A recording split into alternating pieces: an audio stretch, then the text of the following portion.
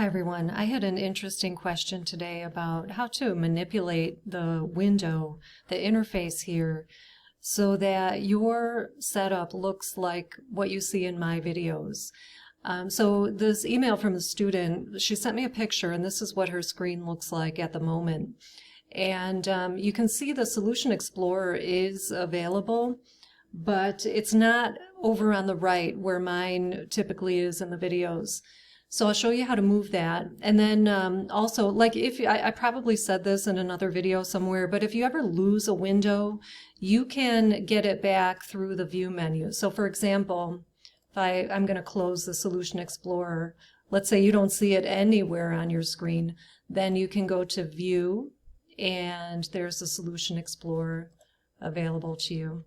So how do we get it over to the right? It really is a drag and drop, but it's touchy. Let me do it for you. So I'm going to drag this by the tab over to the right. Now you can see as I'm dragging, we have these kind of markers showing up. And if you drop on a marker, it's going to dock the window where where it's blacked out in the blue. So I'm going to drop that there. So I'm getting closer. Now it really just is a matter of sizing that way down so that looks pretty good. This class view, I don't know if you see me way over on the right here, but the class view, we're not going to use that really ever. We are going to do classes much later in the semester, but you can just close that and get it out of your way if you want.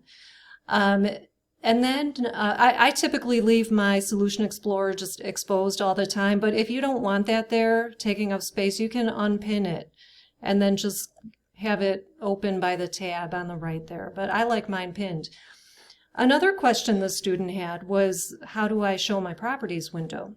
Okay, properties are only going to show when you're in like this design view. It's not going to show when you're like in the code window. Like for example, eventually you're going to be writing code and you'll be in the code window. Mine's hanging for a moment.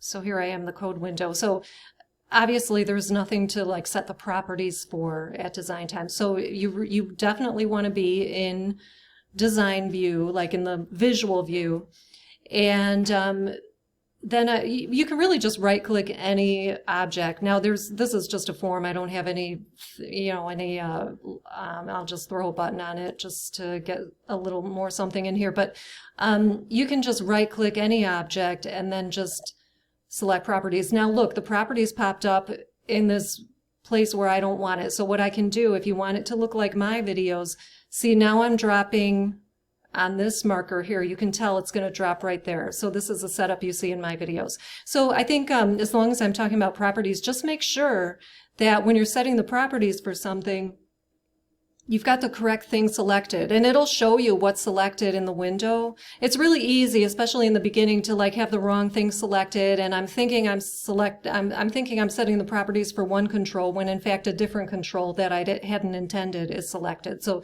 just be careful there. You can always tell what's selected by looking at what obviously has the dots or the white dots around it, and then also by checking here you can see which control is selected. So yeah, the drag and drop, just use those markers. It's touchy, but that's how you can get the setup that you want.